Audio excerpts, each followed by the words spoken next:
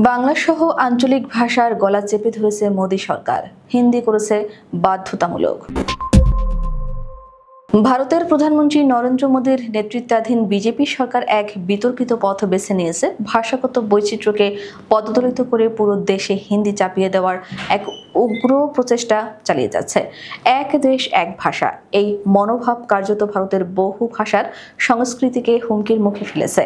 হিন্দিকে কেন্দ্র করে একাত্মতার নামে বিজেপি যেভাবে বিভেদ সৃষ্টি করছে তা নিয়ে আজ ভারতের বিভিন্ন রাজ্যে তীব্র অসন্তোষ দেখা দিয়েছে। ভারতের সরকারি ভাষা দুটি, হিন্দি ও ইংরেজি। হিন্দি যদিও বৃহত্তম জনগোষ্ঠীর ভাষা, তবুও দেশটিতে প্রায় 121টির বেশি স্বীকৃত ভাষা রয়েছে।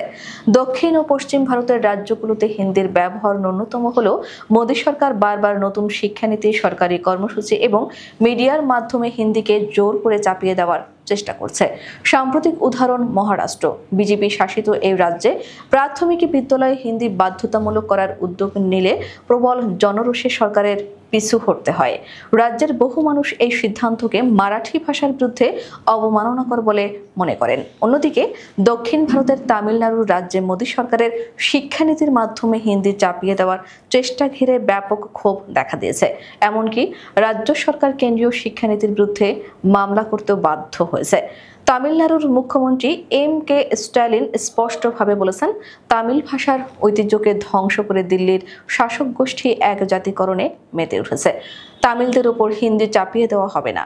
এই অবস্থান শুধু একটি রাজ্যের নয়, বরং গোটা দক্ষিণ ভারত ও ভাষিক সংখ্যালঘু রাজ্যগুলোর সাংস্কৃতিক অস্তিত্ব রক্ষার সংগ্রাম। বিভিন্ন মানবাধিকার কর্মী ও শিক্ষাবিদরা সতর্ক করে দিচ্ছেন, ভারতের শক্তি তার ভাষাগত বৈচিত্র্যে, আর মোদী সরকার সেই শক্তিকে দুর্বল করে এক ভাষার এক নায়কতন্ত্র চাপিয়ে দিতে চায়। অধিকার কর্মী নিরঞ্জনা রাধ্য বলেন, হিন্দি চাপিয়ে দেওয়ার এই প্রকল্প ভারতের ঐক্যের নামে জাতিকে বিভক্ত করছে। এমনকি ইতিহাসও মোদী সরকারের বিরুদ্ধেই কথা বলে। তামিলনাড়ুতে আগেও হিন্দি চাপিয়ে দেওয়ার চেষ্টায় ব্যাপক আন্দোলন ও দাঙ্গা হয়েছে। এখন আবার কেন্দ্রীয় সরকারের কর্মকর্তারা প্রকাশ্যে ভারত নামকে প্রাধান্য দিচ্ছেন, যা সংস্কৃত ঘেঁষা এক হিন্দুত্ব কেন্দ্রিক মানসিকতার প্রকাশ। এই নামে ভারতকে ডাকতে গিয়ে ইচ্ছাকৃতভাবে বহুভাষিক বাস্তবতাকে অস্বীকার করা হচ্ছে।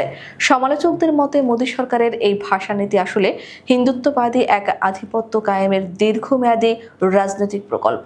হিন্দি শুধু ভাষা নয়, এটি এখন বিজেপির আদর্শিক আগ্রাসনের প্রতীক। যেভাবে সরকার শিক্ষা, প্রশাসন ও নীতিগত পর্যায়ে হিন্দিকে আধিপত্যশীল করছে, তা এক প্রকার সাংস্কৃতিক উপনিবেশের মতোই। ভারতের রাষ্ট্রীয় ঐক্য হুমকির মুখে পড়তে যাচ্ছে যদি এই একতরফা ভাষানীতি চালু থাকে। মোদী সরকারের নতুন ভারত গড়ার নামে দেশের প্রাচীন ভাষাগুলো এবং তাদের সাহিত্য সংস্কৃতি ধ্বংসের পথে এগোচ্ছে।